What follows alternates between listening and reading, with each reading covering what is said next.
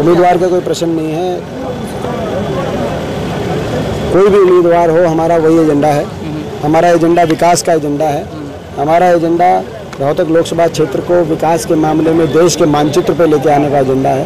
तो 9 वर्ष हुड्डा सरकार का कार्यकाल रहा, वो एक स्वर्णिम समय रहा। रोहतक लोकसभा क्षेत्र हर तरीके से विकास के मामले में आ गया है। पिछले 5 साल से बीजेपी की सरकार में उस विकास की डोर को तोड़ने का काम बीजेपी ने किया है। दोबारा से रोहतक की और हर प्रदेश की राजनीति को विकास के एजेंडा के ट्रैक पे लाना, विकास के एजेंडा पे ट्रैक पे लाना, यही हमारा संघर्ष है। और हमें पूरा विश्वास है कि बहुत बड़े बहुमत से हम रोहतक लोकसभा क्षेत्र से जीतेंगे। कांग्रेस पार्टी रिकॉर्ड तोड़ मतों से जीतेगी, पिछली बार से कहीं ज़्यादा बहुमत से हम यहाँ से जीतेंगे। काफ़ी दिनों बाद टिकट डिक्लेयर हुई है और ब्राह्मण को टिकट दी, क्या ब्राह्मण वोटों को साधने की कोशिश की गई? देखिए मैं इस पे जो है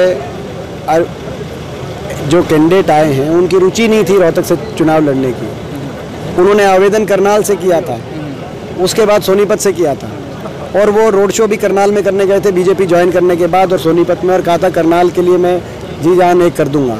उनकी रुचि नहीं थी यहाँ से चुनाव लड़ने की।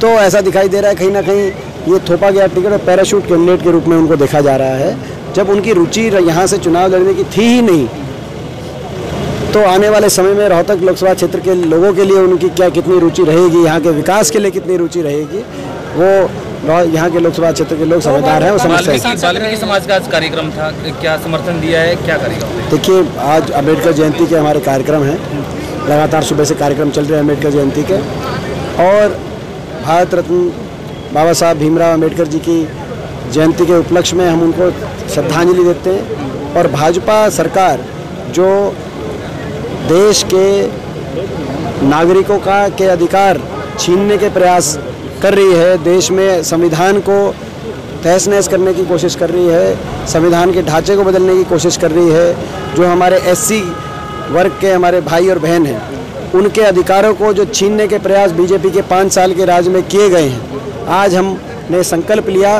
कि एससी वर्ग के हमारे भाई बहनों के जो अधिकार हैं उनकी रक्षा के लिए हम कोई भी कुर्बानी देनी पड़ेगी, कुर्बानी देंगे। संविधान की रक्षा के लिए हम जो भी कुर्बानी देनी पड़ेगी वो देंगे। आपका समर्थन? पूरा समर्थन है, छत्तीस बिरादरी का हमें समर्थन है। सभी मुख्यमंत्री की रैली में आज एक पूर्व विधायक बीजेपी के, उनको बोलने नहीं गया मंच से, तो फूट कर रोने लगे मंच पे। कोई प्रतिक्रिया देना चाहेंगे? मैं पूर्व विधायक राम रतन है ओडन से। मैं देखिए इस बारे में पार्टी का उनका मामला है, मगर ये जो सरकार है इसकी जो कार्यशैली रही है वो असंवेदनशीलता की कार्यशैली रही है। करनाल में आपने देखा किस तरह का लाठीचार्ज हुआ। तो ये सरकार ये असंवेदनशीलता का प्रतीक है। ये बीजेपी पार्टी किसी की पार्टी नहीं है, किसी के प्रति इनकी संवेदनशीलता नहीं है। इसीलिए हरियाणा में इतना नुकसान हुआ 5 साल। तो ये मैं समझता हूँ उसी का उदाहरण आप इसको समझ सकते हैं। Thank you.